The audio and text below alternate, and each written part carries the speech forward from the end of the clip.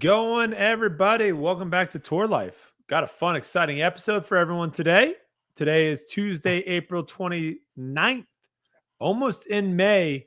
It's gonna be May. And first major just around the corner. Excited to dive in tonight with Yuli about what to be expected for all of our spectators and viewers out there of what's going to go down over at Swenson.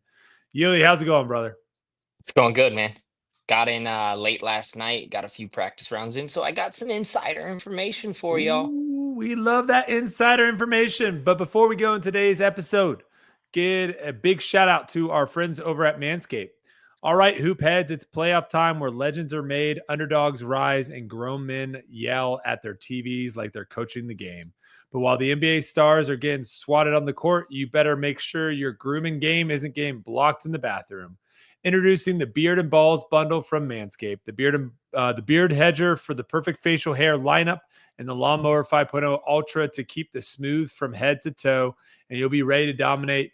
Head over to manscaped.com. Use our code TOURLIFE at manscaped.com to get 20% off plus free shipping.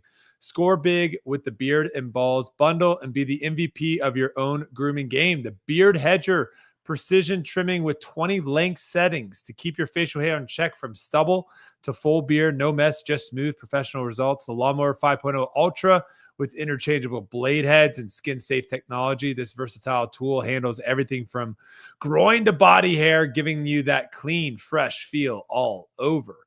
It's waterproof. It's ready to go. Both tools are waterproof, making it easy to groom whatever you need, whether it's pre-game prep in the shower or a quick touch-up during halftime. The ultimate grooming combo, 2 powerhouse tools, 1 perfect bundle. Look sharp, feel fresh, and never fumble your grooming game. Manscaped has a 30-day money-back guaranteed, so you can try it risk-free. Be the champion of your grooming routine with Manscaped's full power shave portfolio. Head to manscaped.com. Use our code TOURLIFE for 20% off plus free shipping. Or if you need it today, you can find it at Manscaped at a store near you. All right, Yuli, let's get after it, man. Lot to unpack here with the first major just around the corner. But I think a lot of people were confused with, I don't know if we talked about it on here or if it was on debate night, but a lot of people were confused when I was talking about twosomes, threesomes, foursomes, fivesomes, which one's faster. A lot of people were also confused about the morning and afternoon tee times. And I don't even know if the Disc Golf Pro Tour is confused about this. So I'm just going to put it all out there. Okay. And hopefully everyone moving forward, we can all be on the same page, because I think there's a lot of people in the comments. I think it was either Tour Life or maybe it was both, that just completely are not understanding what we're saying here. So first things first, I think we all agree that a twosome is going to play faster than a threesome, right? Stack them up. Twosome's going to finish before the threesome. However, 2 threesomes is the equivalent to 3 twosomes. So do those 3 twosomes finish before the 2 threesomes finish? That's really the big crux of the question, right? It's not, twosomes are going to play way quicker. It's when you have less groups, when you have less players per group, you need a lot more groups, right? So that's the first thing. And I don't think we've ever done the math of like what actually does well in an open course. My guess in an open course, I bet twosomes fly, right? Rip, yeah. But I bet in a wooded course, if you had a bunch of twosomes, I don't know if it would be necessarily faster, because you would have so many groups panned out throughout the entire day. It'd be interesting to see. Next thing, morning and afternoon tee times, Yuli. People get super confused when I talk about this. And that's completely fine. If you aren't in the golf world, it is probably very confusing. So let me break it down here. We're not talking about a shotgun start, okay? What a shotgun start is, and a lot of people confuse the two, a shotgun start literally means someone's going to tee off on hole 1, 2, 3, 4, 5, 6, 7, 8, 9, 10, 11, 12, 13, 14, 15, 16, 17, 18. There's going to be one group on each hole at 7 o'clock The whistle blows. Everyone starts teeing off. Now, yes, does that get everyone on the course soon? Yes. Is that something they do when there's like rain delays, right? And we have to come back and play the next day? 100%. However, that's not great, one, for coverage, not great for the players, Yuli, because everyone's blocked up and it's a nightmare moving forward. So what they do is they do morning and afternoon tee times. So Mike, I don't know if we'll be able to see this well on the screen. I'm going to try to do my best to illustrate this, and to all of our listeners out there, I apologize. I'm going to do my best to explain it, not only visually, but also verbally. Okay. So here we go, Yuli. We have our front nine and our back nine. I don't know if that's backwards. Hopefully it's not backwards for you guys, but we have our front nine and our back nine. Now, typically what happens is a group tees off hole one, then they go to hole two, and then 10 minutes later, another group tees off at hole one. What this is going to do is at 7 a.m., there will be two groups teeing off. One will be teeing off on hole one, and one will be teeing off on hole 10 at 7 a.m. Then that group will go to hole two, and then a group will now tee off on hole one at 7:10 and hole 10 at 7:10. And they do this all the way up until the entire course is filled with people. And then people are like, well, what's going to happen when this group gets to hole 18 and now they're going to hole one and now there's tee times? That's not what ends up happening, guys, is think about it. 18 groups of four. How many people is that? That's 72 people. Did the math right. 72 people. Most of our fields are less than 150 people. So what you end up doing is you do the morning group with the 18 groups, and they go out. You wait until they all finish playing.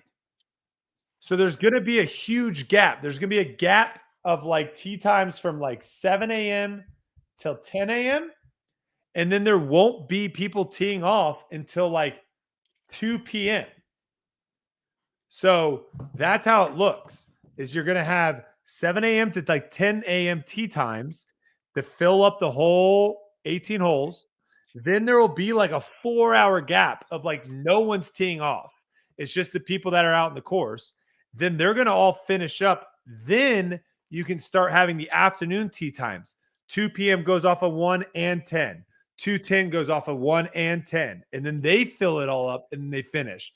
That is the best way, because, again, the whole goal of this is to try to get as many people on the course as soon as possible, right? And this is basically cutting the time it takes to get people on the course. I don't know, Yuli, I don't know why we don't do this. I don't know. Me neither. I don't know.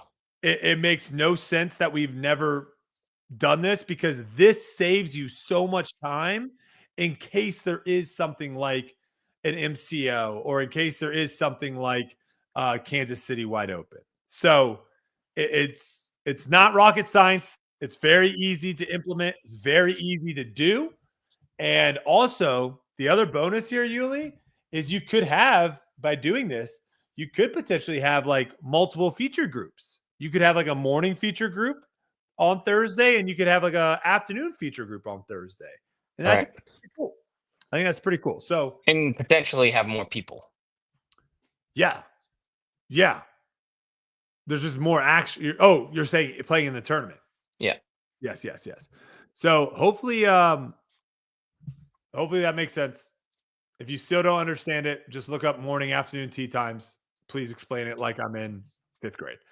All right, let's get into it, because a lot of hoopla was made about Champions Cup going to initially, I believe it was initially scheduled for Deglow, and then everyone was like, "This is terrible, don't do that." So then they went to Northwood Black, and we're like, "Yay, Woods Major, we're keeping it." and then they announced Swenson Park, which we're on the West Coast. This is where we start getting into more of those golf course styles with Swenson Park, Yeah. with Portland, and a lot of people are like, "Man, now we just lost the Woods Major." You've been able to play out in the course. We're going to go through some of the holes here, but just first reactions, thoughts on the course, the changes, everything like that. A lot. So I don't know, man. It was a lot to take in because multiple tees, multiple different baskets. We're playing two different layouts. So Love that. we're playing. Yeah, the first day we're playing the A layout, Okay. and then we flip over to a B layout. Here's what was interesting: the A layout is pretty much the classic course with Okay. a few changes, few new holes. The B layout is way shorter. Interesting. So a lot of par threes, a lot of like shorter par fours. So they changed the pars of like are the just the pars different? So it's like we're playing maybe a par 4 today and then tomorrow we tee Hmm. way up and make it a par 3? Yep. Sometimes it's a Interesting. different tee, sometimes it's a different basket. Interesting. I like Um, it. Sometimes it's a different tee and basket. Uh, so here's the problem with it. There's only one problem that I find with it is course is not fully set up. Tough. That's tough. I see them putting some stuff out there still, just little minor things. As far as like the visual appeal, I think the lines and everything and the tees are in, the baskets are in. Okay. Um, but that's a lot of holes to practice when you have the four rounder. Hmm. That means you should be coming in on 2 extra days of practice. Like for Worlds, for example, we know how important that is in disc golf. So most of us, or at least I have for the past however many years, I show up a week earlier than the tournament and then I practice. We're not going to be able to do that because of the schedule in Europe. Hmm. But that's the way I used to do it. I used to get extra practice because we were playing a lot of multiple courses. Is it a little I, different because it's not two separate courses and like you were saying, one hole you can literally be like, "Oh, it's a backhand to this pin today," and then the next day it's gonna be a forehand. You can practice it right then and there. You don't have well, to go to a completely different if location. you knew the layout previously, it'd be a lot easier. Okay, if you're coming in fresh, it's tough. Yeah, it's tougher. Like today was the first day, and luckily, I'm playing like a practice round with Gannon and Sullivan for Jomez, and so we got through it pretty fast. And we actually played the layout that I hadn't played yet. Um, and then I went out right away, right, like literally right after to play the other layout. And good thing is you get cards. But Awesome. it was a little confusing. It's like a lot of the same shots, some aren't the same shots. I don't know if I like it The yet. you don't know if you like the I don't know if I layout or if like you I like don't how much I change there is. yeah, because I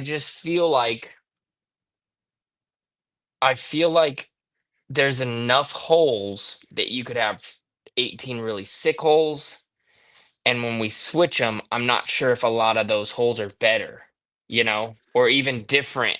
And I don't know Uh-huh. if it's a better for competition.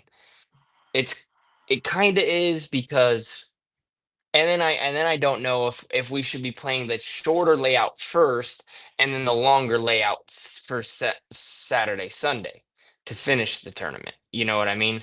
And I'm not sure if we should go short, long, or long, short.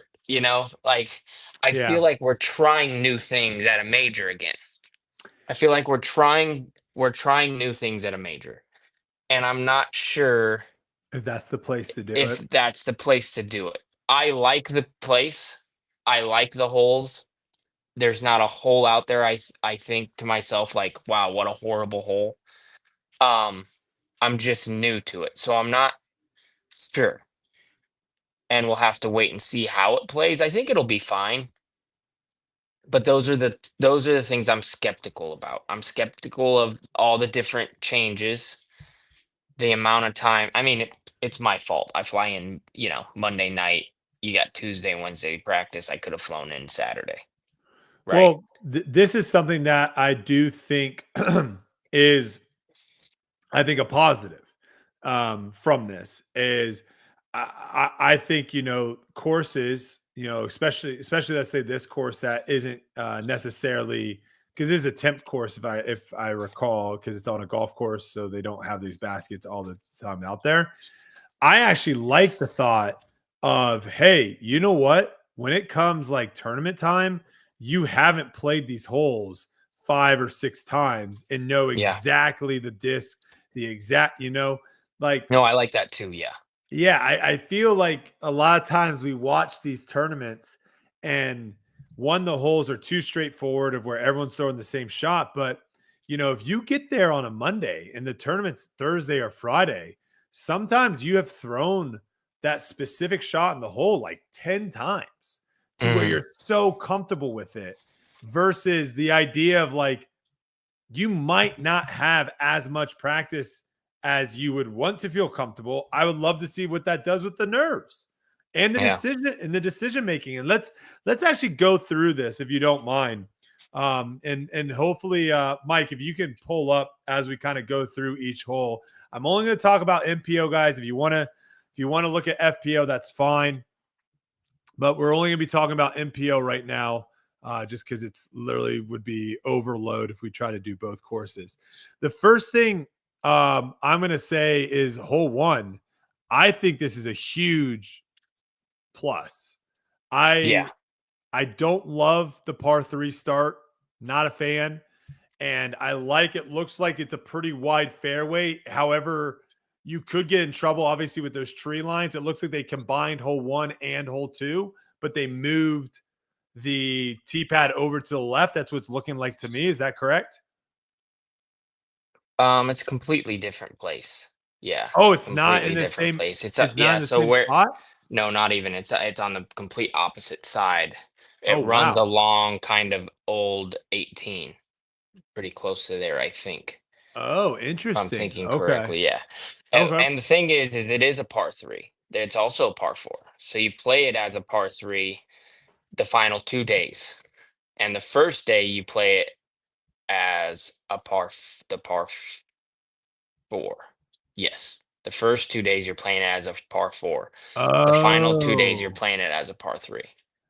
I'm seeing this now. Okay, so you almost have there's two. I was thinking the second caddy book was literally just going to be um I was thinking it was just going to be like show you like, okay, this basket, but you're completely right. I got to pull up this caddy book so I can see the two different, because I was not prepared for that. That is, yeah, that's a completely different it's a par 3. Wow. Okay. That changes things completely. Let me get this set up here. Okay, let me put these side by side. All Yeah, right. so then hole two is then old 18. Yep. Okay. I see that now. Hole two is hole 18. It looks like it plays the same both days. I think that's going to be a great. No, there's two different baskets for that one as well.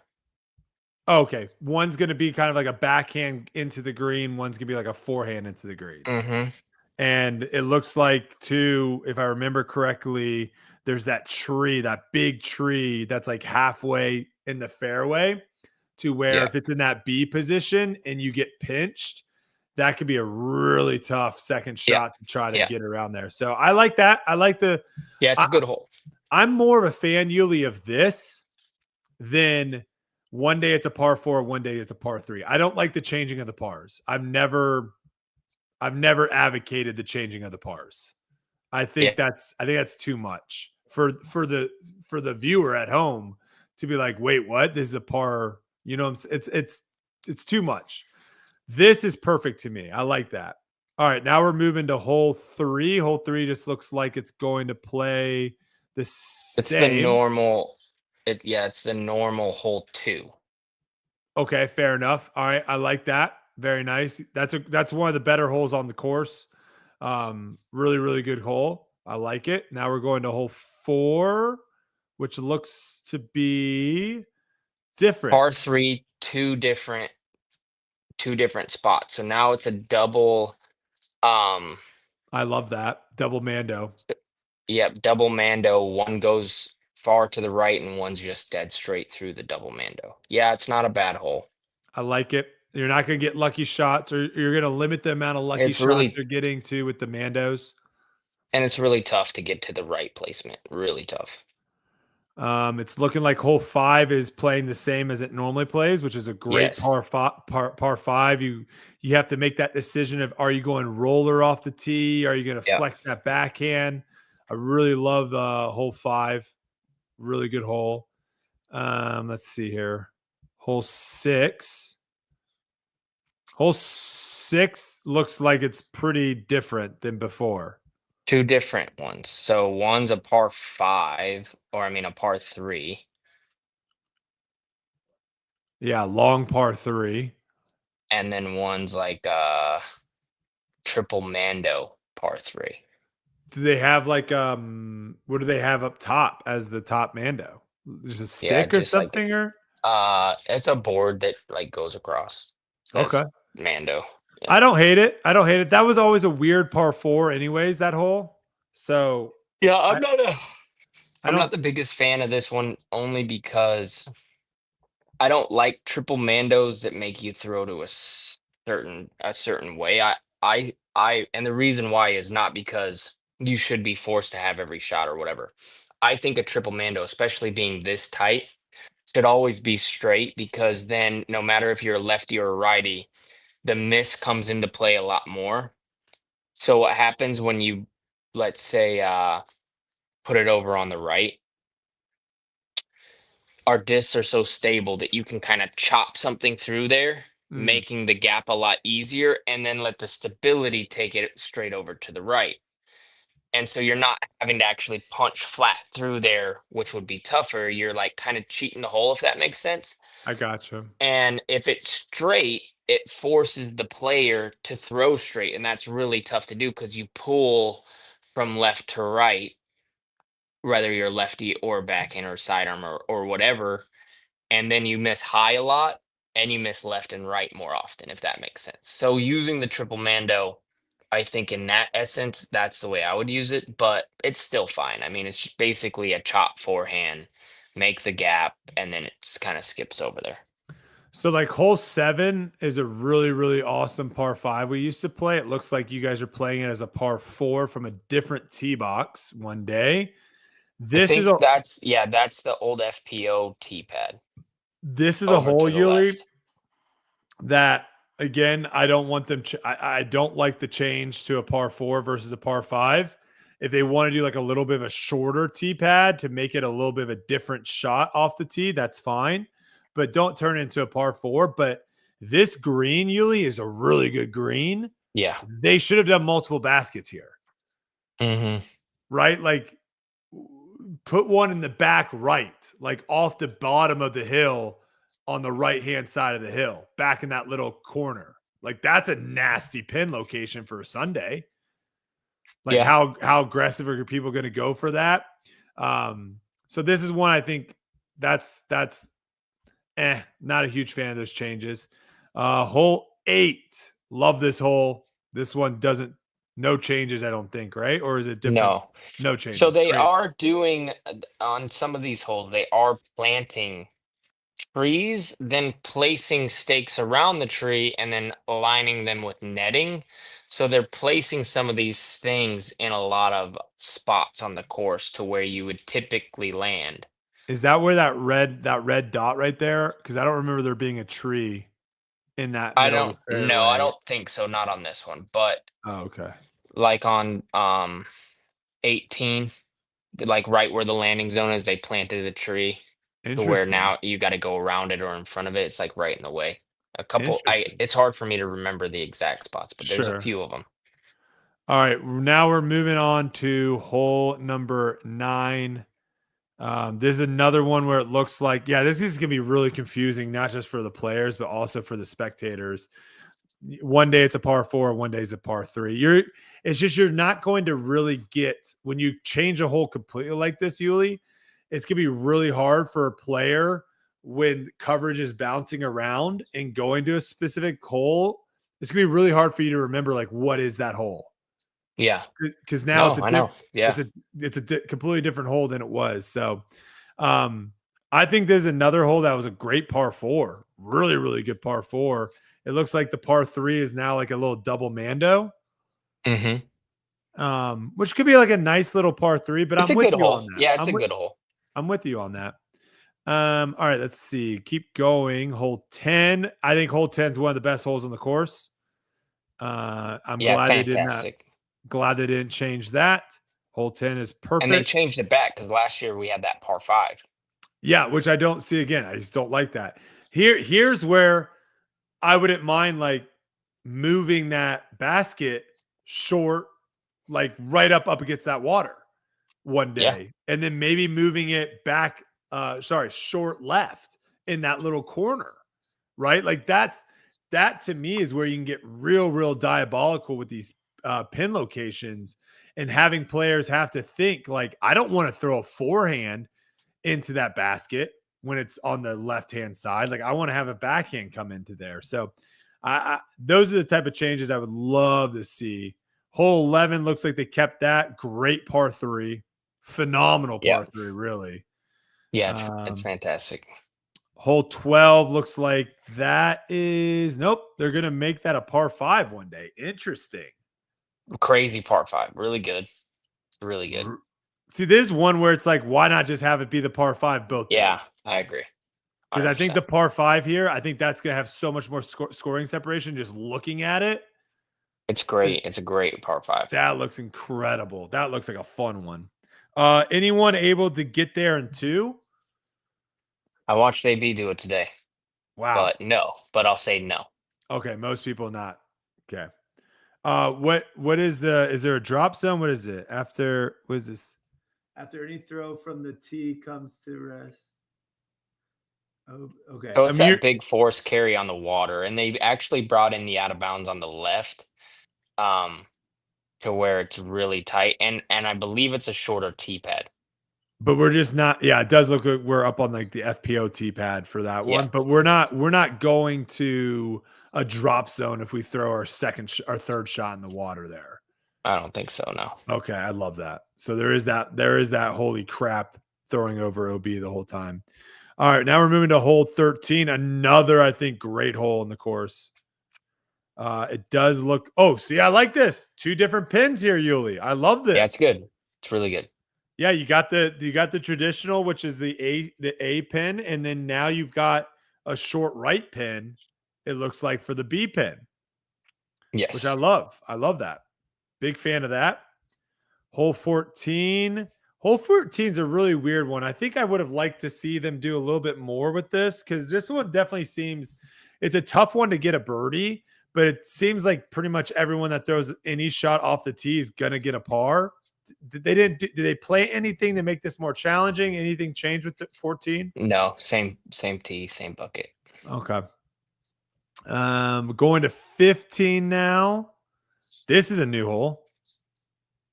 Yes. What There's a is new what, placement.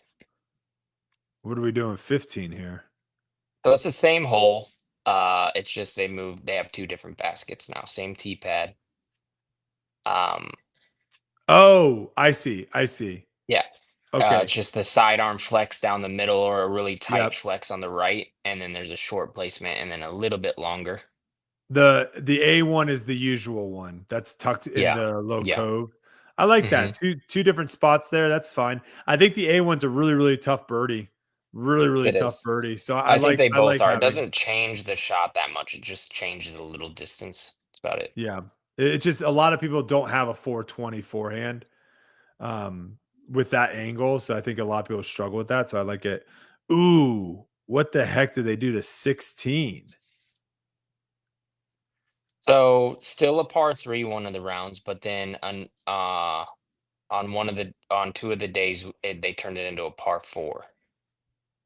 Si- Where are we on that par 4? Did they just move it all the way So back and you're playing the same so green? think yeah, so you playing the same green, but think about the ridge on the left, and Uh-huh. then you follow that all the way back, and then they have a Mando that forces you left down that cove with Okay. out of bounds on the left side. I think it's about 320 to the Mando. So a lot of sidearm flexes to get around the Mando or a straight shot to get past it is the play. And then you have hopefully if you throw a great tee shot, you land by the pad of the other parts or the other hole that we The play on other the same hole. hole. Yeah. Gotcha. Yeah. I don't yeah, this was 15 last year. Um I don't again, 2 holes that I think 16 is a phenomenal hole. I think like the par 3 is really good, Yuli. This par 4 looks like it's pretty nice. Um It's really hard. as It's going to play well, hard. it looks like both these are really good holes. It's just I wish we would have just picked one Yeah. and stuck with it. All right, now I'm really excited about the finishing here. Really looking forward to seeing what they did. All right, hole 17. It looks like we're playing the same hole, both layouts. Yeah. And this looks like it is the same as hole 16 last year. Any changes here? No, Did which they is plan? great. It's such a good hole. Did they plant a tree with the net on this one or no? Not that I'm seeing, no. Okay. I if anyone knows what this little red dot is that's in the middle of the fairway, I would love to know what that is on some of these holes.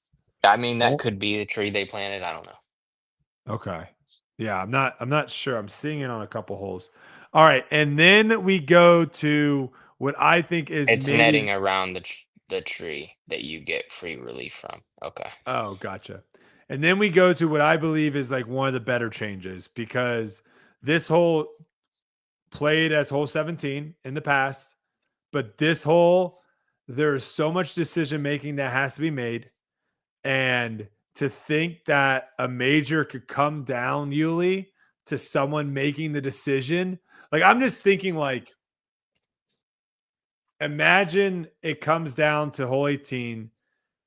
It's a tie ball game between two people and one person's in really good spot and another person's in like not a great spot, but the really good spot's shorter and they have to go first. Like, what are you doing? Yeah. Are you like, and it gets windy as heck out there. How's the wind looking this week? I haven't checked. It was calm today, but yeah, and it's like not the easiest hole to just lay up for par. It really No, isn't. no. I mean, there's a phenomenal hole. It's going to be awesome to watch the chaos come down here. So overall, um, I would say with all the changes, I would probably I would have given it an A if they didn't do so much par changing, but I'm going to give it a B. I think overall, I think I like the majority of the changes. I'm just not a fan of the pars changing. Yeah. Um, but I think it's gonna be very interesting. There's a lot of holes out there that you're gonna make decisions. They're gonna be tough, and we're gonna see how players can handle the pressure when it's decision time. Yeah, Now, I'm oh, not go sure ahead. of a Sorry. score. Not sure of a score. I saw AB on like the closest to the original layout possible. He was like 11 under through 17, which was Mhm. crazy good. Really good. Yeah, I think if we want to talk cash line, like 40th place, you're gonna have to average 3 under. I think Hmm. it's that tough. I think 3 under probably gets you right around that 40th mark. So it's 4 under. 4 under around is really good. Really good. Yeah, like I don't foresee this being a major that we're seeing 40 under win it. No, no, not I happening. don't think we're gonna see a crazy number. I think there's gonna be one day that's gonna play probably really tough with the wind. It's just going to happen. It always does out there at Swinson. Where there might be some people that are, trying to shoot around even par. They're Yeah. just trying to survive. So it'll be really interesting. The Monday qualifier, I think the best round was 6 under from Eric Oakley, and then a bunch of ties for the last 4 spots at 1 under. Wow. So Wow. Now, Sean Jack, who is the TD for Champs Cup, he went on Stagger Stance, I believe, last night. for a little interview, and he had some interesting things to say that I want to discuss now. He mentioned just how little the PDGA has been involved with this major. At one point, I believe the question was asked where Phil Delone was a part of the Disc Golf Pro Tour, Disc Golf Network. He ended up getting a job with the PDGA Director of Competition, which is going to, I'm assuming, going to be a big role in, the majors. He basically said that it would be cool if he was here. He said it would be cool if he was here. And then he went on to say that he's going to be arriving today, aka Tuesday.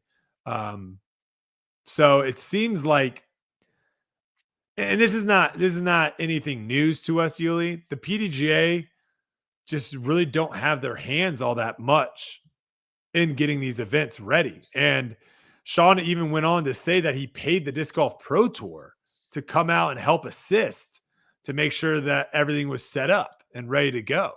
So, I mean, I guess what's your take on that?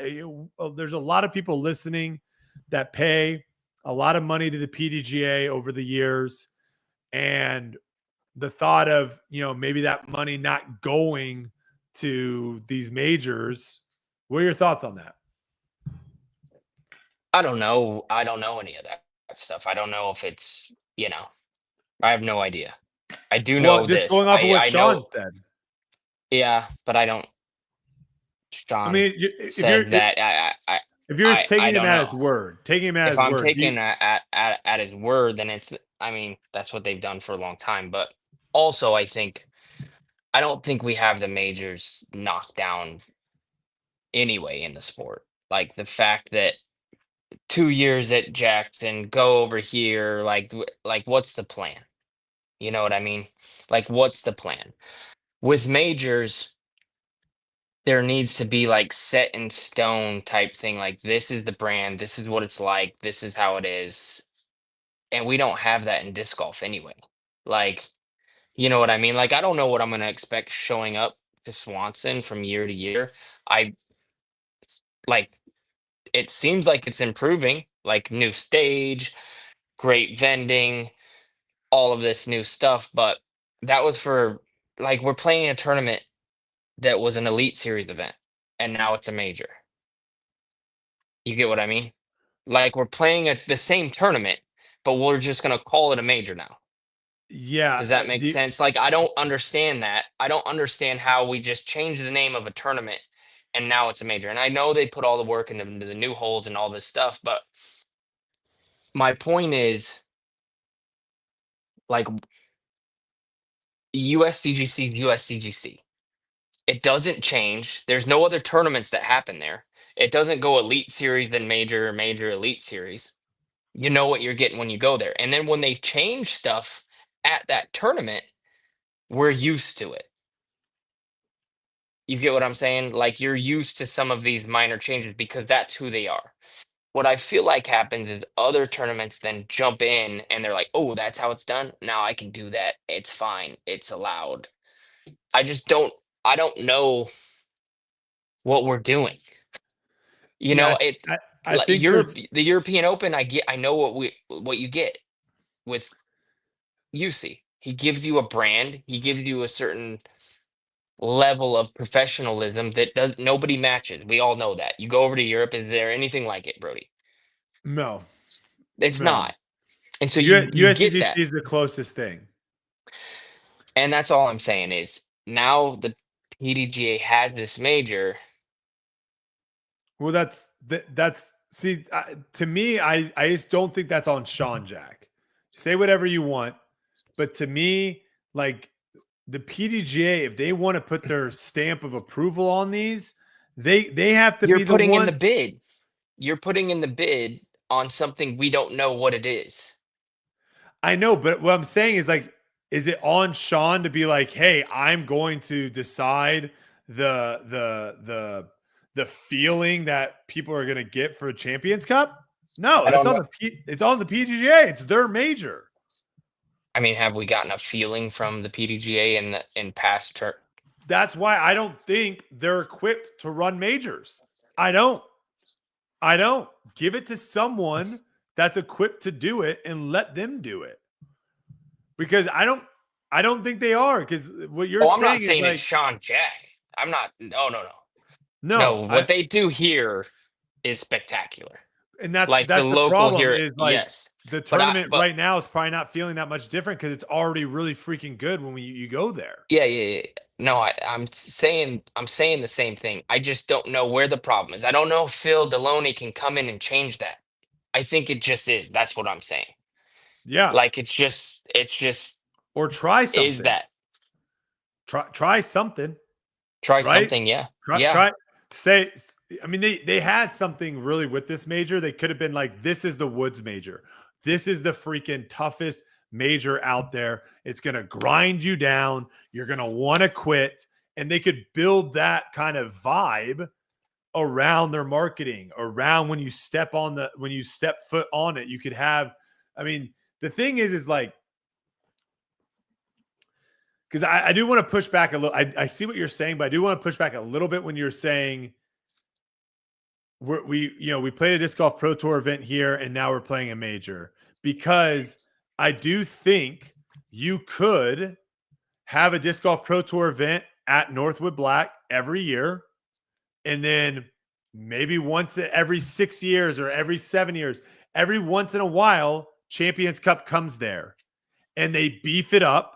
And then they also come in with their marketing. They Yeah, I come agree. in with Yeah. their branding. They come in with everything. So when you're Uh, someone that goes to that tournament every but that's what I'm year, saying. When the it's branding for different. OTB is better than the PDGA championships, Correct. That's then we got a bad. problem. We have a huge problem. That's Yes. all I'm saying. And that's the thing is like, if we would have gone, if I think this is what you're basically saying. If we would have, I don't want to throw a tournament under the bus, but if we would have gone to a tournament that doesn't have the greatest branding and doesn't do a whole lot, and then a major It comes ups it. there, Yeah. you're going to be like, oh, this is a little bit nicer. But OTB already was one of the top tournaments out of all the tournaments we play. And the PDGA doesn't do anything to increase it. It's going to feel like you're saying, it's going to feel like an OTB Open, but now we're just calling it a major. I mean, I'm see, but that's what I'm saying is Sean Jack and the crew here Do incredible. do incredible. I mean, you go there today, there's all kinds of action already going, and not all the stuff's set up, and there's people working, and it's gonna Mm-hmm. happen, and it's gonna be great. Um, but yeah, I don't know. It's just, yeah, he's right. I mean, If you go, but I if don't you, know what they can change, how they would change it. I don't know. I don't understand it. That's my problem. Is like, I think a lot of it's just branding and marketing. It's yeah, just it is. branding and Like, let me marketing. just throw an M on it. It's our major. We'll just throw an M on it. Our PDGA officials are there, and yeah, let it rip. I mean, I think it's just like, it's as simple as something like this. As stupid and as small as this actually has a huge difference. Is at Northwood Black, if they had the Champions Cup there, just having merchandise that you could buy that says like, I survived Northwood Black Champions Cup, right? Just having like that type of merch around the All right. event, as small as that is, as minute as this is, that is going to be something that's different. And Yeah. you just build on it. You start doing small little building, and then all of a sudden it builds out to where it's like, this has its own thing. This has its own feel when you get onto the grounds. Well, I hope it goes back to the PDGA headquarters, and the reason I hope that is because going there has a different feel. Okay, yeah, this belongs on this property. You got the headquarters. It felt different. You know what I mean? Like when you were at Yeah. Jackson, it felt different. I'm like, yes, this is the major. This feels like it. This feels right. Yeah. And then it In moves a around. way. In a It way. it did because it's different, and it's like they can brand the PDGA from there perfectly. Boom. I mean, There's your headquarters. They didn't do much, but a lot of it was, I think Bushnell was a big part of it. They came in and they had like their little tent set up all over the place, and they had little action games. Um, here's the other thing too, Yuli. And I'm gonna talk about the Open because I think the Open does a phenomenal job of this with golf. A lot of the courses, if not all the courses that the Open plays, they actually have European events there. They have golf events Yeah, there. But the Open, when they show up, they bring crazy amount of infrastructure. yeah. They bring the yellow scoreboards. They bring the iconic logo. Like all that stuff matters. And to me, like I see what you're saying with Champions Cup. That whole 18, Yuli, that's so underwhelming. The finishing. Like put some grandstands, like put a horseshoe grandstand around the finishing hole. And right then and there, like that's gonna feel different. So I mean, and I see they're trying to do stuff. You know, we got $20,000 was invested in the tiering, the tee area and stage on hole one at Swenson. 20K. They elevated it, created a double luxury box by adding couches and high top tables. Really This will nice. be this will be an area for players, caddies, TD staff, and sponsors. So like they're building stuff out. That to me, I think is going to be a big difference having that. But here's the problem. They're gonna do a great job. I already know it. It's gonna be awesome. Oh yeah, Does the PDGA take credit for it? if it's good, they will. If it's bad, they won't. But here's the problem. All of a sudden, it's fantastic, best major of the year. Let's say everybody loves it, billions of fans. Then it leaves, and we I'm start all over. See, I'm okay. I'm okay with that if the like this is the big if, right? The reason why European Open and USCGC are good every single year is because the same people, the same organization is Yeah, running it yeah, and they have their hands on it. yeah. I'm the Champions Cup, I would be okay with it if the people that have their hands on it, aka the PDGA, knew what they were doing. And so I felt confident that if it goes to another spot, that they're not heavily relying on the locals there and the tournament director and all that stuff, right? Like I think the tournament director should be the PDGA. It's their major. Yeah.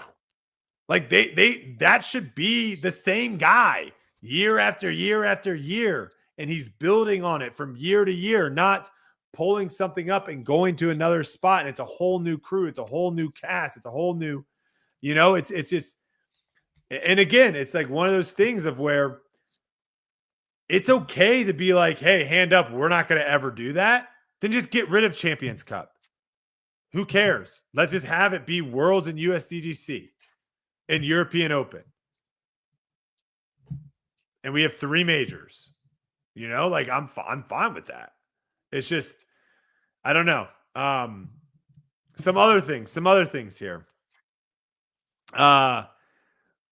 So we have 10 different instances of A and B pins. And also, like you were mentioning, a bunch of different tee pads to play different holes. So it's going to end up being 27 different holes ultimately. Okay. Throughout the week. They also had over a dozen trees planted, like you were talking about. So they had over 12 trees planted for strategic purposes. And the whole goal, and this is all coming from Sean Jack, the whole goal of this was to try to go to a more of a wooded feel, since we're trying to make this a Champions Cup, a wooded course, get away from the wide open. And it is. Golf It's course. more wooded feeling than before for sure. The other things that, you're still on still a golf course. Yeah. Still on a golf course. Another thing they're doing, they're allowing kids in for free and offering a wide array of activities. So I believe we've got bouncy houses, face painting, decorated disc station, pitch and putt course, mini disc golf. So kids 10 and under get in free. I like that. I think that's great. And you got stuff for the kids to do, so they're not just watching disc golf the whole time, because very few kids are going to want to do that. I think that's great. Get the family out there. Get them watching it. I love it. We can go on and on with the PDGA thing. I just think this kind of boils back down to my argument and my I just biggest don't thing. know how involved they are. Like Sean Jack says, wishes he was here, but I don't know what that means. Like, is he doing it through phone calls? Is he doing it through, like, we don't know the ins and outs, so I can't really say, you know? I mean, I just don't know. Yeah. It's yeah. I don't know. Yeah, I guess there's not It much. feels the way it feels. It feels like if the tournament director's being like, wish they were here, I think you kind of get your answer for the most part, but we still don't know. You know, maybe he's saying, "Ah, I wish they were here. I've been on it, and so I don't have to call them every 3 minutes." I don't. You get what I mean? No, I feel you. I mean, it's I'll say this. It if you guys don't know what we're talking about, please go to the Open Championship. Right here in the United States, if you're watching in the United States, just go to the Open Championship one time and look at how many staff. Again, we're talking apples to oranges between disc golf and golf. I understand that completely. My only point is when you go to the Open Championship, you see the USGA everywhere. Their fingers are on everything. Why? Because if anything bad happens, Yuli, it goes on to them. It's their major, it's their tournament. And I'll tell you this right now, go to Champions Cup this week. Tell me how many PDGA people do you see out there? And when you see them, tell me too how many people are just like walking around watching disc golf on Yeah, vacation. We love talking about it. The PGA officials, PGA staffers is their favorite time of the year. You get paid time off to go out and watch some disc golf. I saw it firsthand over at World, so I know firsthand. I would love to see that change. I would love to see that change because money from the members are going into it. I would love to see that change. All right, let's see here. What do I want to talk about next? Well, let's do this. This should be fun. Who can win this tournament? Let's go there. Let's start with maybe going through and giving our top picks of who we think is going to win this tournament on the MPO side. FPO, I don't think there's much to talk about. I think Kristen wins it. I think Holland, she plays really well. She can make it interesting. But, Kristen's just going to be the favorite until she's not the favorite. It is what it yeah, is. But yeah. on the MPO side, I think it's a little bit more interesting here, Yuli. What are your thoughts? Yeah, I mean, AB and Gannon. Watching AB play today made 11 under look really easy. Like really, really easy, and that's a wild score. Gannon coming off the win. Niklas. Uh, yeah, I don't know. I don't know. I think AB has come so close at the majors, and he still doesn't have one, and that's a scary person to go against. Same with Niklas. A lot of second places at the majors. Now we have the favorite in Gannon. Get it, got it, understand it. But when I'm betting on majors in like traditional golf, I never pick the favorite. You don't make any money picking the favorite. You take the guys who've been close, the underdogs. Um, so that's I think it's gonna be a first time major winner. That's what I think. I think Simon's going to play well here. Really. I think He would be a first. Here's what's crazy. He'd be a first time major winner. That's wild. I don't know if he's going to win, but I think it's been too long since we've thought about him, since we've talked about him. I think he gets in the mix this week. Okay. I think he gets in the mix this week. Sneaky Kyle Klein. Kyle Klein, yeah. I don't hate sneaky Kyle Klein getting in the mix. And I think Already has one though. I think Paul Macbeth too. On a course like this, looking at it, without playing it, some of the holes. I think this could be good. I think this And could this be. is He's playing great. He's playing great. and this is the one place where we did throw a curveball at you as far as a winner a few years back with Emerson Keith. So it's not a course that like Well, guarantees the top dogs. that was like the dark horse final four, if you remember. It wasn't like Emerson Yeah, Keith was battling against giants. It is yeah, like it was. I think it was almost no shot against them, but I think it was maybe one of the least watched in person final groups yeah, because maybe, yeah, everyone was just thinking the winners were going to come from somewhere else, and yeah, those guys played well, and Emerson played great. So yeah. I don't now major pressure No, I'm saying like that could be tough. this has provided a different winner. And if we think about last year, the PDGA championships provided a new major winner in Fresno. Nobody's picked to win. I think you're going Um, to see that at good courses that aren't darts. Darts, Gannon, Ricky, yeah, Paul, right? Here, where you have to make decisions, you have but that's to Emerson course one. That's what I'm management. saying. It's like I one of the know. only places. Yeah. No, I like it. I mean, think about it too. The year that Emerson almost won Worlds. Well, he didn't almost win, but he was in the I think he got third at Ledgestone or at Yeah, Lake Eureka. Lake Eureka is very similar in some ways to Swenson, where you get out of position and you force it, you can lose a lot of strokes. ton of And sidearms out here. Ton. you know, There's a ton. so Ton of Austin, sidearms. So Austin Turner, a little he lefty, threw great. I played with him today. Threw great. a little Yeah, I lefty. don't know. I don't know. I mean the favorites obviously to me Gannon coming off the Yeah, win, yeah. Nicolas coming off the win. AB, your favorites. I would like to see a new major winner personally.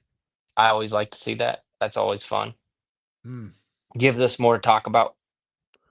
All right, this should be fun. And Mike, is Gary in here too? Because we might have to have Gary pop in too, because I want to hear.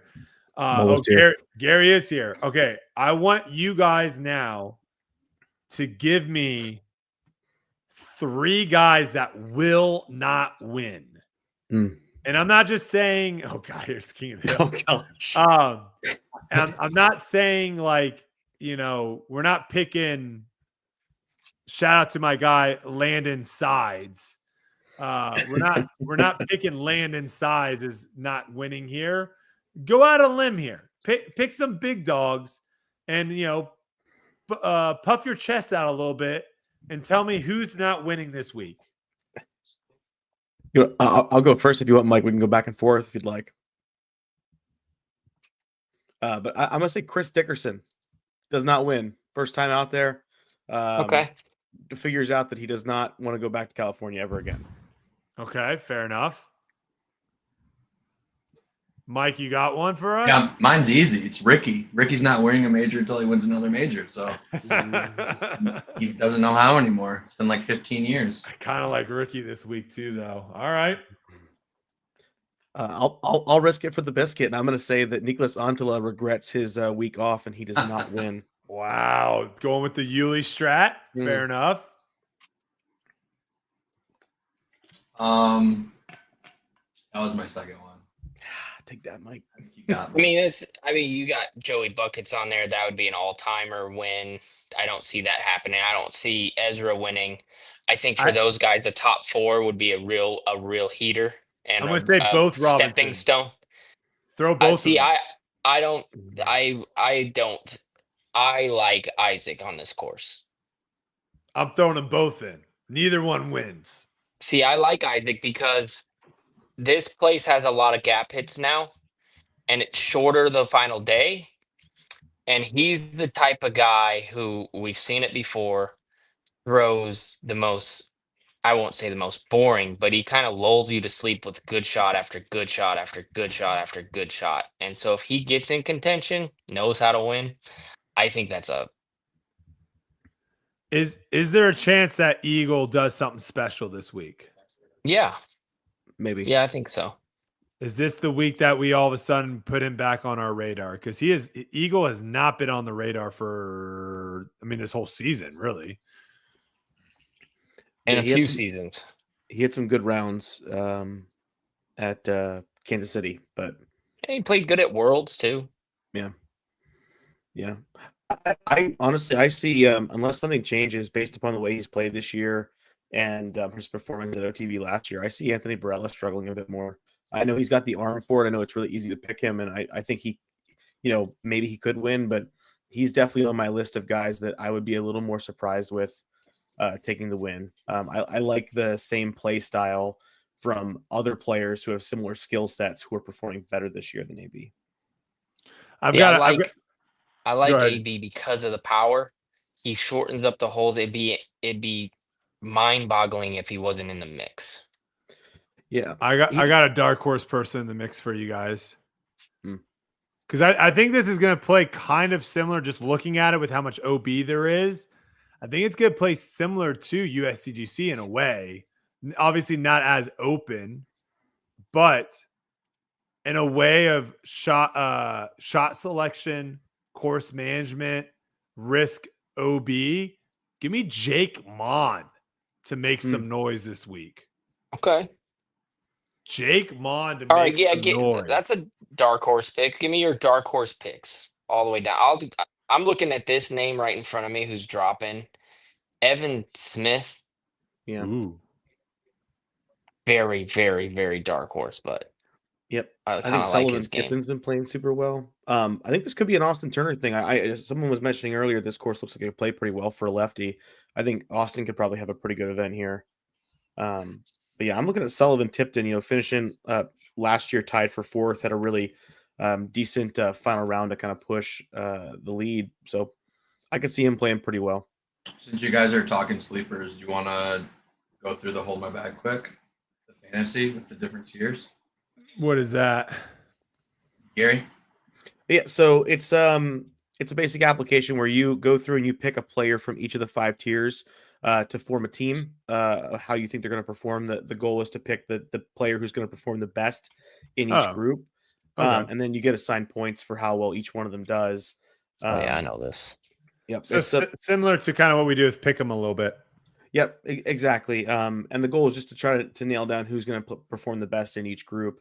And then you play all 5, you see how well you do. There's about 3,000 or so plus people who do this every single week. And I thought it'd be fun to have Tour Life kind of pick one person from each group, and we'll see how you guys do compared to everybody else. We don't make money, right? There's no money. No. It's not Okay, it's not a bet. This is the free version. It's just for funsies. I think we go Gannon for sure. Yeah.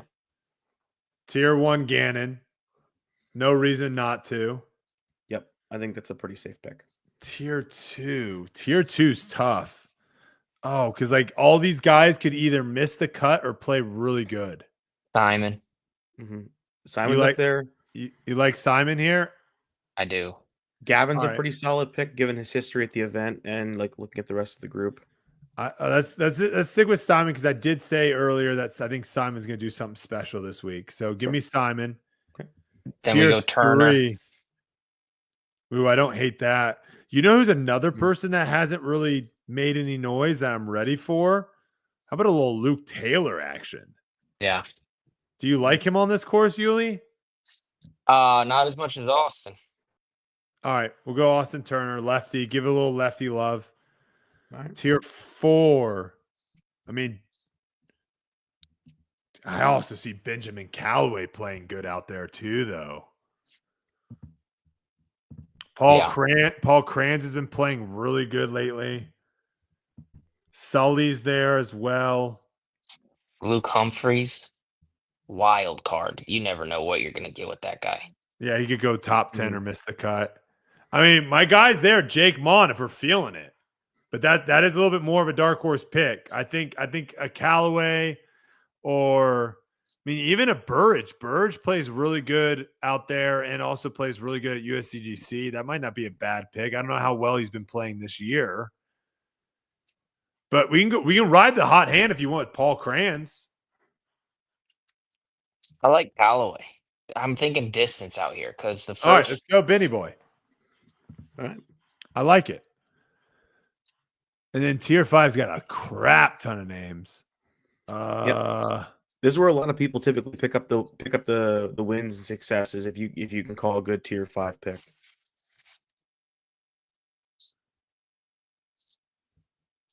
oh wow, I I mean, like Yuli, Zachary. how are you feeling, Yules? You're on there. Dude, this place is a monster. No, if Okay, I can okay, get to the okay. weekend, I'll make some I'll make some noise. But the difference between the courses, I think I got to play really well to make the cut, and then it's significantly easier for me.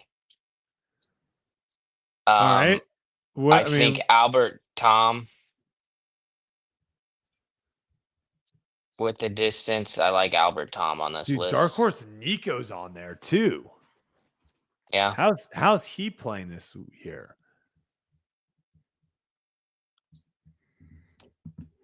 Raven Newsom, not a bad pick on that. What about will we just go super Dark Horse and give our guy little Calvin Lundquist a little shout out here? I mean, you can shout him out, but we're not going to pick him. He had a breakout tournament last year. To answer your Zachary question, Nash just won.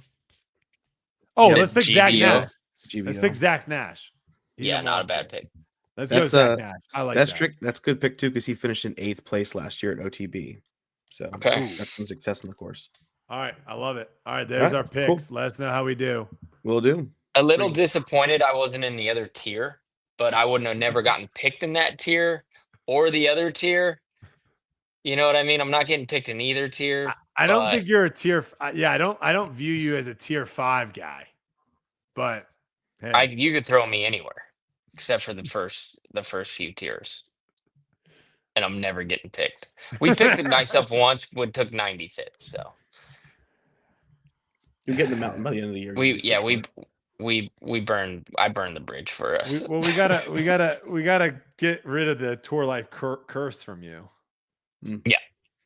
So we'll see how it is. All right, we'll have Gary. We'll have you bounce on next week and let us know if we did well or not. You said there's about 3,000 people.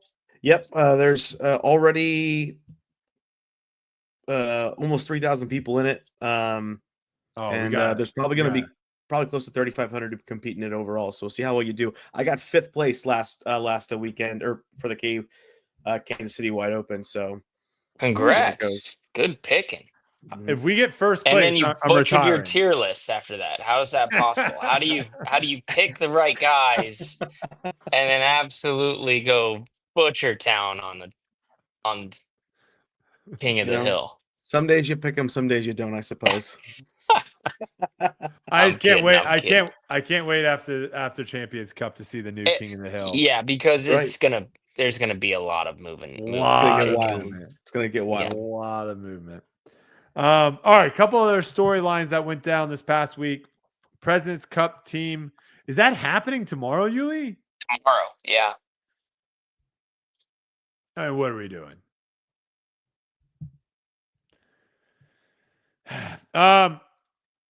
Okay. Well, it's happening. Hey guys, it's happening tomorrow. So pay attention. Yeah, well, what do you think? What do you look at these teams? What are you thinking? Okay. Well, here, yeah. So in the past, USA's 12-0. You captained it, I believe, last year, correct? Never lost, 12-0. The FPO on the European side has, in the past couple years, because mainly of Kristen, Evelina, has kind of dominated the FPO on the American side. This year, we're rocking Own in Holland. And, if I would say this, if I'm USA, I got to go Holland versus Evelina. I got to try to get that matchup because if you go Kristen, Holland, Evelina, Own, I think they might go 2-0. Yeah. So I don't know how that's going to work with the picking and everything, but to me, I would love to see Holland go. I mean, Holland can beat Kristen and Evelina, but I'm saying you give yourself a better chance. It's a really important match. Those matches are so important. And so if you can sneak one, that's why last year I was very, very proud of myself for putting Ella against Kristen because she actually got us a big point. She beat her. Mm-hmm. And That's a big point. And that's a gigantic point because when the other team's counting on your best player, like a guaranteed point, and somehow you can sneak one in. So it'll be interesting to see what Avery does there because I like what you're saying. Just because I did it last year, I took the best player, put him against Evelina, and then I put and then we put Ella against Kristen, and she got a point. Now, I will say this: the MPO or the USA side MPO is still heavily favored against the European MPO side. However, now that we're playing a course that is going to have a lot of score separation on some of these holes, I'm assuming, and some holes where you can get aggressive and not get aggressive and run putts and not run putts, you're not also playing 18 holes. I'm assuming they're doing the same format where you play like 6 holes or 8 holes or however many holes it is. There it is. They're playing 1, 8 through 13, 17, and 18. So what is that? 8, 9, 10, 11, 12, 13. So they're playing 9 holes. I think I would actually put Holland against Kristen, and I would put Owen against Evelina. You think so? I think I would do that because you have a chance of winning both. You have a chance of winning both here, and I do think Owen can just start putting bejesus out of it and put a lot of pressure on Evelina's weakness. Yeah, I don't see Owen beating Kristen as many times as Holland beating Kristen. So you're right in the if you're trying to somehow sneaky get both points, I could see you doing that. Now on the MPO side, we don't know what form Simon's going to be in. Someone was just saying he just got done with dental surgery, so I don't even know what that really means. Who's that? Simon. Someone's saying he's Simon, coming off of dental surgery, so I don't know how serious that was. But if you're looking at it, I mean, the captain's choice is nowhere close. Paul is a top 3 player right now in the world. Yona's solid, but Paul's a top 3 player and got a captain's choice in there.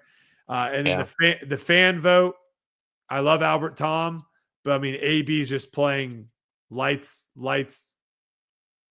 years ahead of him right now. So just those 2 picks alone, advantage USA. And then, you look at, if we just go across the board, I like Isaac over Jakob. I like Calvin over Vino.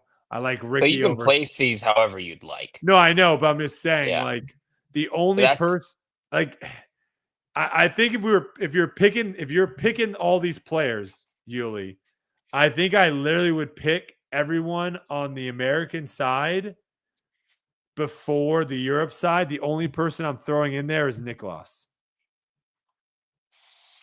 So like if you're just saying who's the best players, it's 9 holes. This is super important. Like the matchups are huge. I think it's like Gannon, Niklas, and then I'm going Ricky, Calvin, Isaac, AB, Paul, and then the rest of the Europeans. So I just think it's a massive advantage on the US. They can't. This is one where if they lose, it's going to be devastating. Yeah. But it could happen.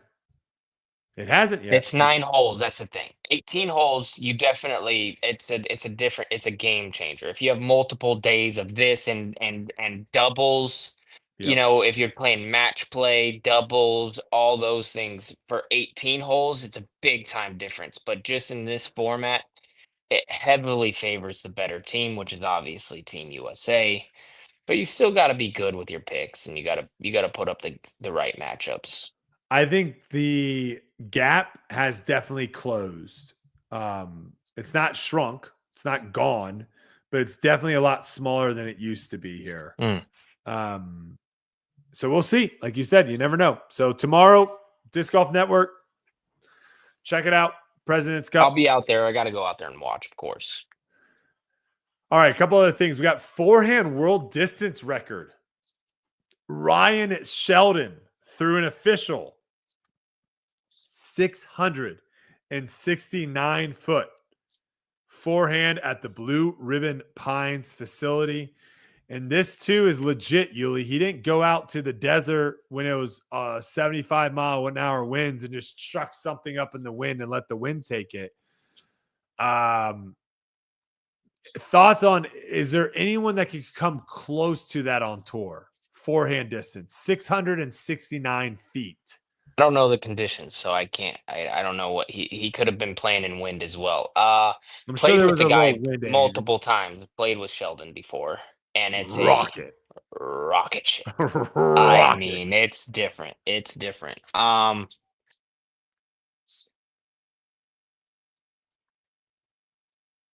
Anybody close to that? I couldn't. I don't think so. I would say like the closest people I could think of is Albert, AB, and like old pre-injured Eagle would be like the three guys I would put, but I don't think they're even getting close to 600 feet. I know AB can do 500 on the course. Yeah. Yeah. And so I don't think they're getting close to 6. He also threw a 360 apparently too, which is like, okay.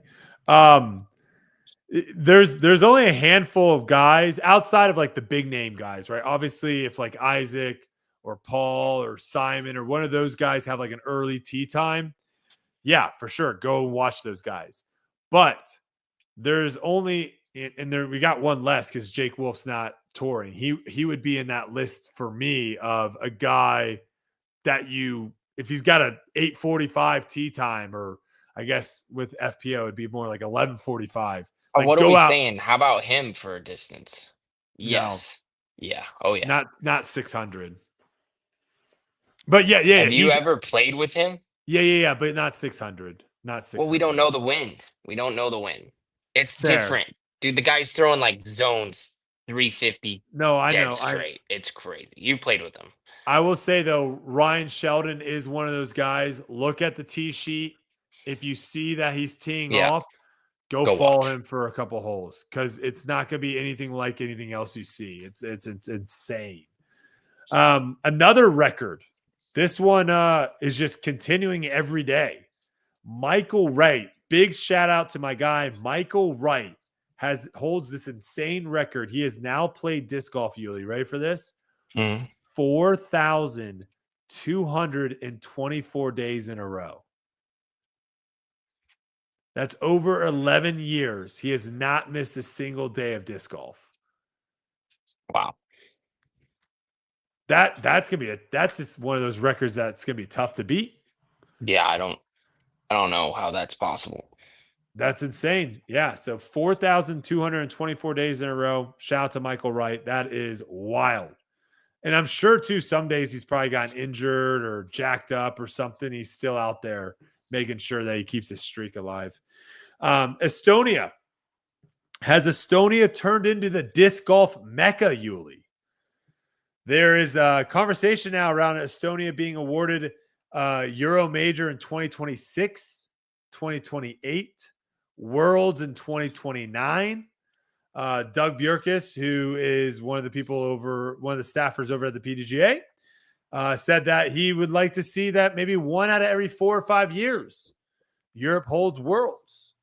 So we might be seeing more Worlds over in Europe, which I like that. But is Estonia starting to climb the ranks as being a hotbed for maybe disc golf? Absolutely, without a doubt. Yeah. Yes. Yes, times two. I know there were some people a little upset, maybe not upset, but maybe like, why are they getting these things? Like, if it's different over there, Yuli, then we gotta go there more. If it's like, if you're it's just the way that the city backs it, the country, not the city, pardon, the country backs disc golf. Why not? Yes, that's where you go. Yeah, I made this argument. You guys will hear this a little bit on debate night. I made this argument of where it's like cycling is massive in Europe. That's why they have the biggest race in France, the Tour de France, right?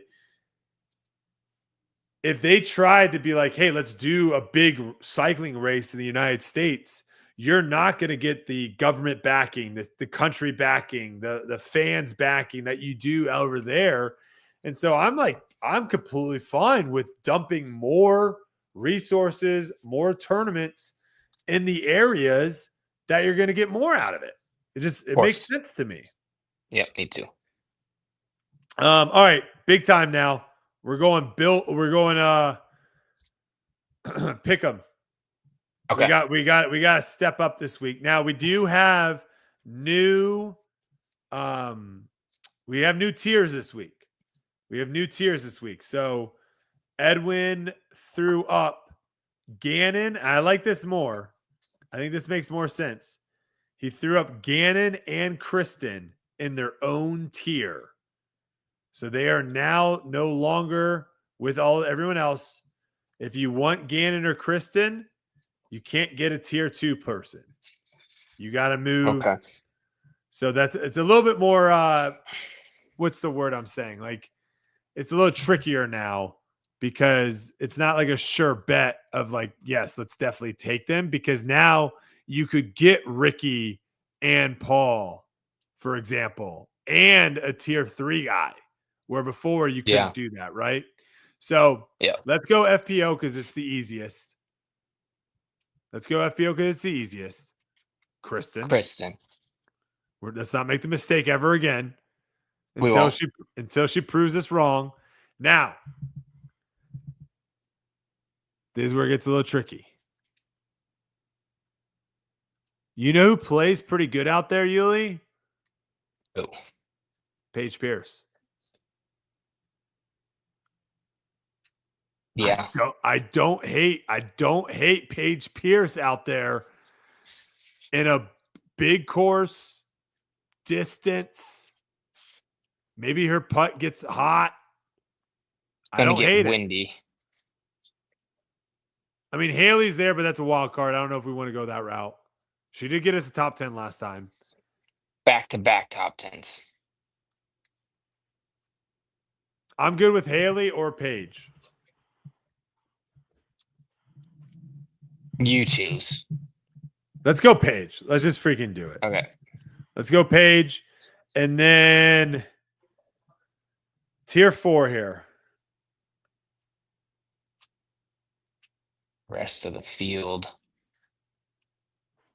Who are all those people? Is that Sai Ananda? Is that Sai? Dark Horse Sai? She hasn't done anything in a hot minute.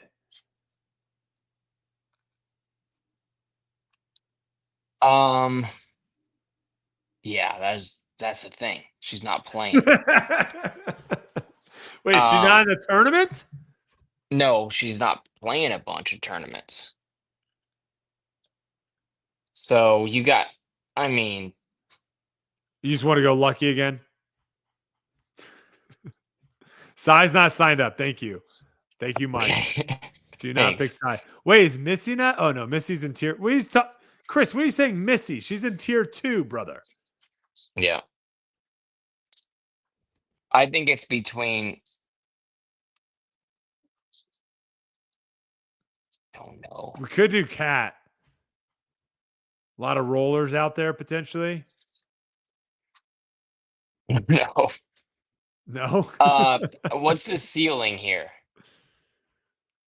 What do you mean the ceiling? Ceiling for Likey and Katrina right now. Who has the potential to do better? Cat. Then let's pick Cat. All right, let's go Cat. That's our pick, Edwin. Lock it in for FPO. All right, MPO is gonna be a little trickier here because now I don't love Gannon as much in the $7 spot as I do the.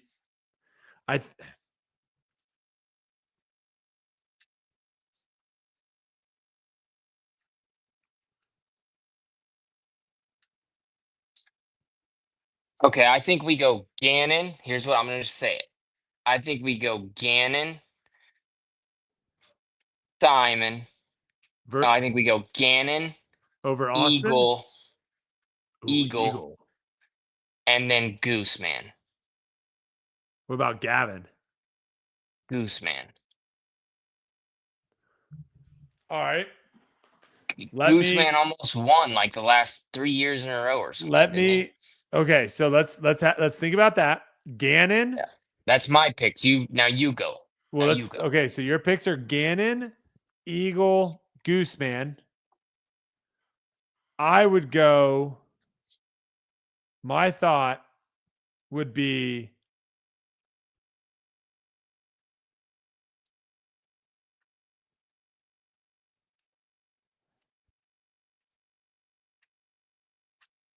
Calvin, Ricky, Simon.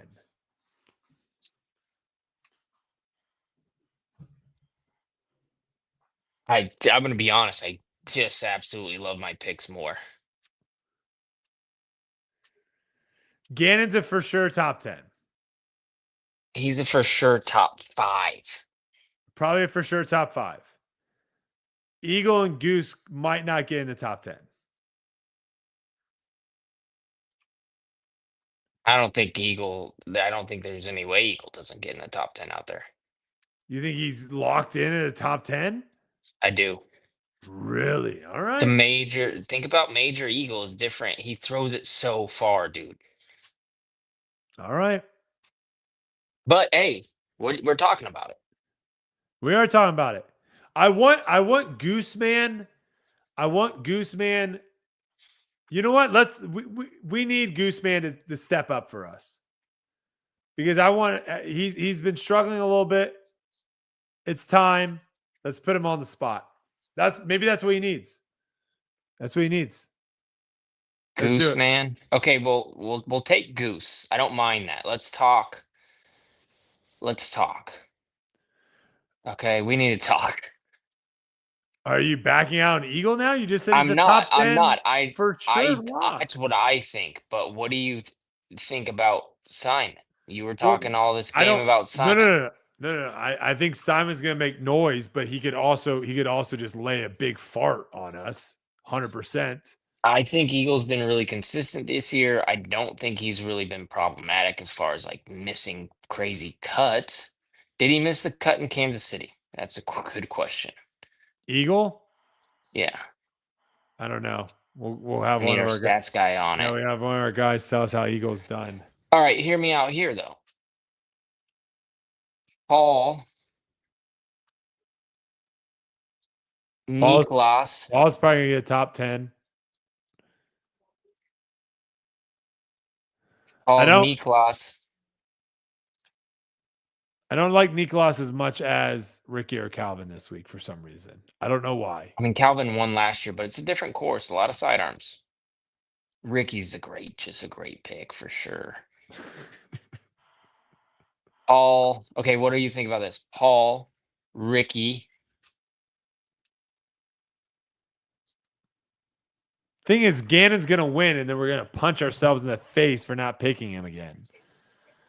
So then I think let's just run your first what you went off first. Okay, run it back. Gannon, Eagle. Yeah, we gotta go. Remember what I said before. We're not taking big risks anymore. Let's coast into the finish line. Because let me tell you what's gonna happen. Here's what's gonna happen. These guys are gonna pick two middle guys. And then a $2 guy. That's playing poker, a little, dude. Yeah, that's what they're gonna do. And the only reason we're picking Goose right here is we feel like we have to put pressure on him to play well. That's not the only reason. I think he's going to play well. Okay. Well, I'm putting the pressure. I'm putting the pressure on him. All right, those are our picks. Lock it in. We'll see how it goes next week. A couple listener questions here to finish it off, folks. Let's do it. We got, do you think you could improve a 60-plus player's distance? So someone over the age of 60, their distance. Yes. I think 1,000%. Yes. Unless you're throwing already like 450, then you might be might be if you're the farthest I still think yes. But yeah, majority of people, when it comes to distance, very small changes just like changing the disc you throw can have huge distance changes.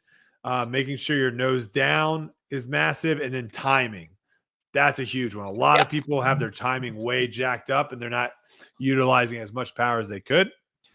Next question, it says, what if there was a cut line for every event before the final, but the cut line is cash plus one card? That way there could still be the potential for dramatic storylines using commentary, less people feel robbed, and fewer are playing for nothing. So Yuli, tell me how you would feel about playing I hate it. I hate it. that final day It's as a awful. player It's terrible. and knowing there might be a chance you don't cash. Yeah, it's silly. Yeah, just I'm gonna work an extra day for a maybe. For not at that point, you're not gonna win. So it's just a maybe please get $85 if I tie for last cash. I think that's the big thing that people I think miss a lot with the cash line is the people that are right on the cash line usually are not playing well. Yep. They're not playing well that tournament. So the idea that they're going to all of a sudden like make a huge run, we have seen some people do that for sure. But the majority of the time, it's people that are struggling.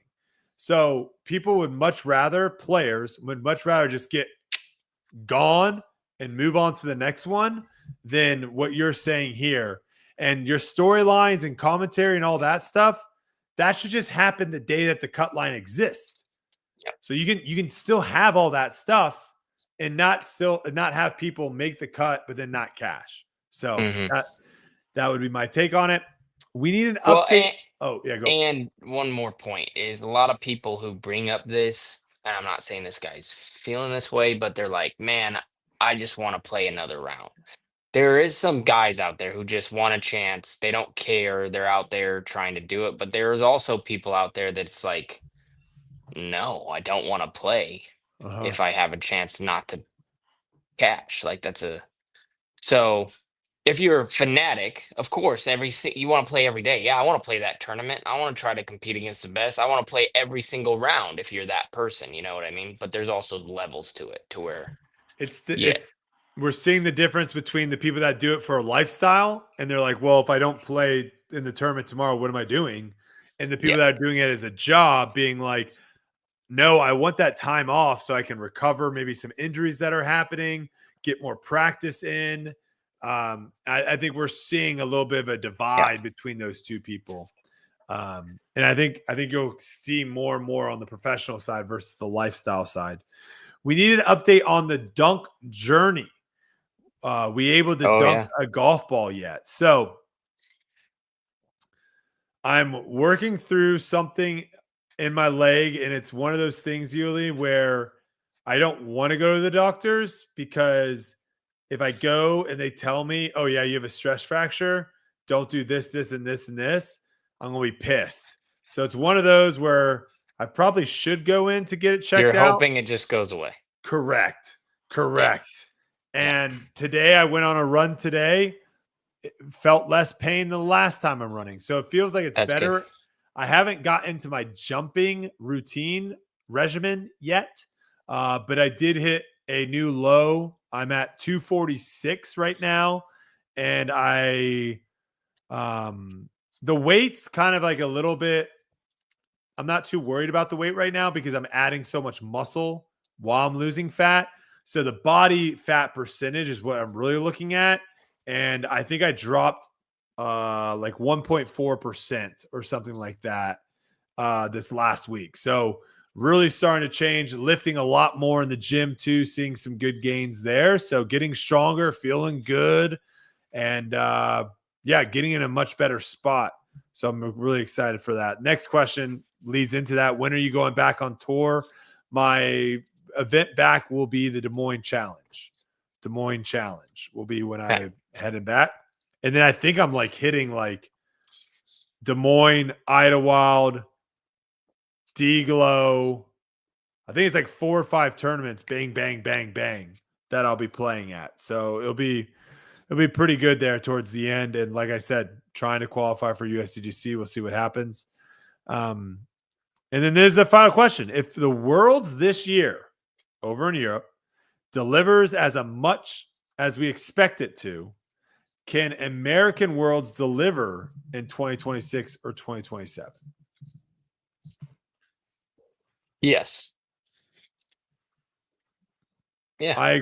I agree. I think having a little rivalry, even though it Be is, good. yeah, like, oh, they did this, now it's coming back to the States. Let's amp it up. I like that. I want to see more of that. So I hope they kill it. I hope Europe kills it over there for Worlds, and I hope when it comes back to the States, it gets killed over here. A bunch of fan support, a bunch of people show up. I would love to see that. All right, little housekeeping stuff. There is going to be a highly requested series coming back to Foundation Disc Golf tomorrow at 5 p.m. Eastern. So do not miss that over on Foundation's YouTube channel. Go to foundationdisc.com for Foundation custom stamps. Yuli, you got anything new coming out or anything like that for the people? No, I got nothing new, but I haven't shouted him out in a long time. Shout 'em out. Vessi. Yeah, Vessi's been killing it. I've been loving the shoes. It's been however many tournaments there, and I can't. There's nothing bad to say about them. So if you want to go grab a couple pairs of those bad boys, I do have a code, and that's vessi.com/Yuli. You get 15% off. So I'm loving them though.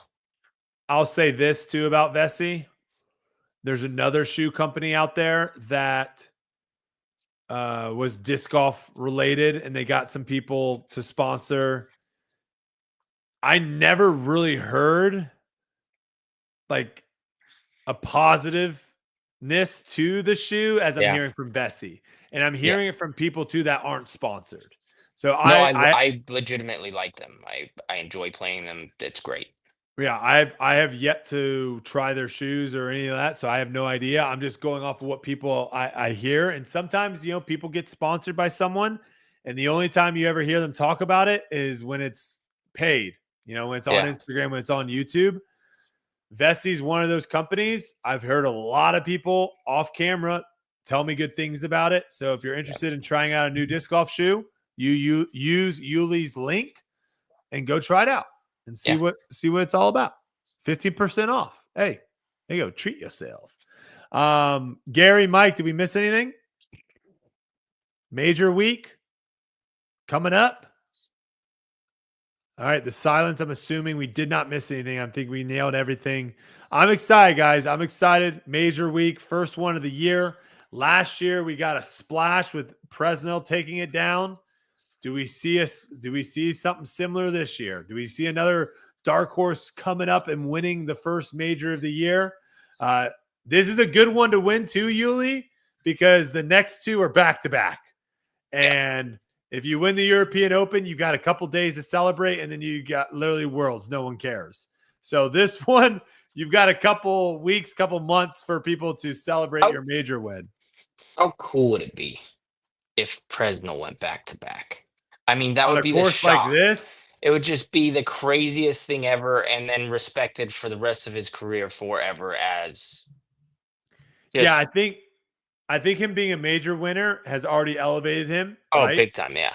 But if he does it at a course like this, back to back, I think that puts him pretty high up there. Yeah, it does. I think it'd be nuts. He'd be in tier 1 every year for the PDGA championship. We would have to have Gary put him on the mountain for sure. King of the hill. Shout out to our guy Mike too. 11 months Tour Life crew member. Let's go, Appreciate Mike. you, brother. Thank you so much. Tune in tomorrow, guys. If you want to watch the President's Cup, that's going down. Tournament actually starts on Thursday. And I'll have to talk to Gary and Mike because we might do like we'll talk off pod, but we might do like a little extra shows this week. Maybe a quick little 30-minute recap of what we saw during the major. We'll see. But thank you guys so much for watching, listening, and we'll guys see you next week.